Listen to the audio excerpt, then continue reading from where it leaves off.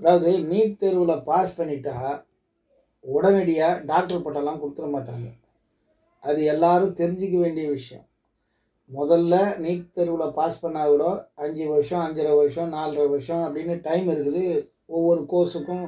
டாக்டருக்கு அது பிடிஎஸ் இருக்குது, நிறைய கோர்சஸ் இருக்குது. அந்த கோர்ஸில் படித்து பாஸ் பண்ணணும். ஒவ்வொரு புக்கும் பார்த்திங்கன்னா இவ்வளோ பெரிய புக்கு இருக்கும். இருக்கிறதுலே டஃபஸ்ட் எக்ஸாம் அப்படின்னா எம்பிபிஎஸ் எக்ஸாம் தான் சொல்லுவாங்க.